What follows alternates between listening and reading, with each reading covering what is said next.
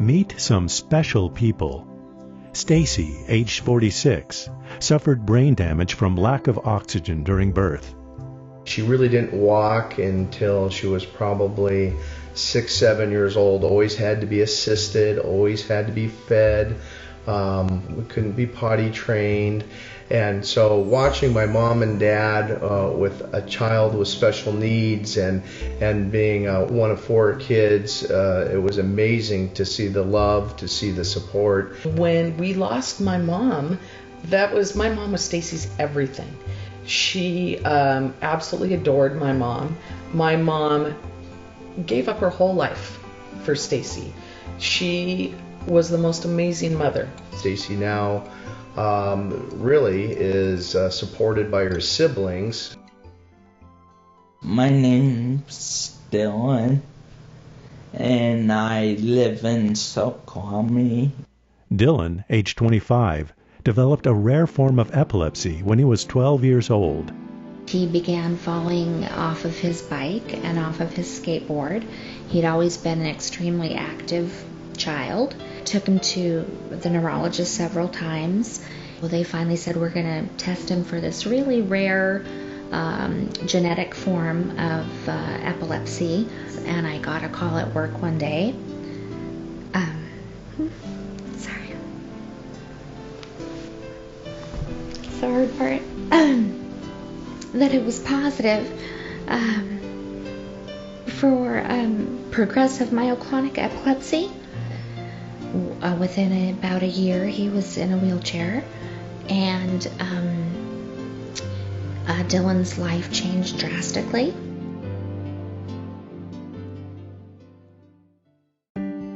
While there is a number of state and federal funded programs for children with developmental disabilities, once they reach adulthood, these services vanish, leaving families and often aging parents to contend with their care.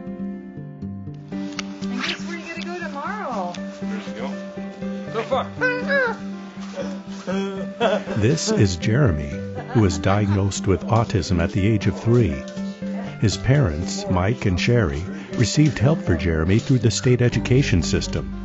But when he turned 21 last year, that resource disappeared. This is actually his first year out of the school system. So when he finished last June, we spent our summer trying to find what we can do to help him this year, because we knew it was going to be a huge transition. All of a sudden we've had all of this support with school, and now we have nothing. I just think what people really need to understand is there are not a lot of programs out there for kids once they graduate from high school. So we feel very fortunate that Stacy has found a program. That program, attended by Stacy and Dylan and Jeremy, is Bridge Academy, established by the nonprofit organization Bridge of Promise. We found out about the Bridge of Promise through a fun fair that my parents attended with Stacy. I think, as I recall, it's an annual summer fair for people with disabilities. And as they were finding out more about Bridge of Promise at the fun fair, they heard that there was this Bridge Academy that catered to adults with special needs. Having Stacy out at Bridge Academy, we feel so lucky and so thankful that there are people out there where Stacy can be safe and where Stacy can learn things and Stacy can socialize. They also have vocational training, and they have life skills, and even small things like when they go to the store, knowing to ask for their receipt and advocate for themselves. The first time we went to check out the Bridge Academy and had to drop him off. It's like dropping your child off at school for the very first time. You don't know what to expect.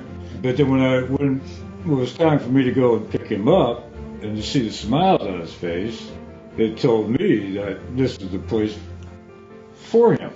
It keeps him busy during the day and gets him a lot of social interaction that he didn't have prior to going there. And it's really added a lot of joy to his life and to his days. I'm really glad to go to Bridge Academy, and I really like the staff. I know that one of the goals of Bridge of Promise is to establish these programs in other communities. I know that they have a waiting list right now, and they have kids coming from Gold Bar. They have kids coming from all over. Right now, we've only got them scheduled for 1 day a week. We wished for at least 2 to 3 days a week, because by having him there, seeing how much he likes it, it would help him out immensely. It needs to grow, it needs to expand, it needs to go just everywhere in Washington. The desperate need for adult services offered by programs like Bridge Academy is nationwide.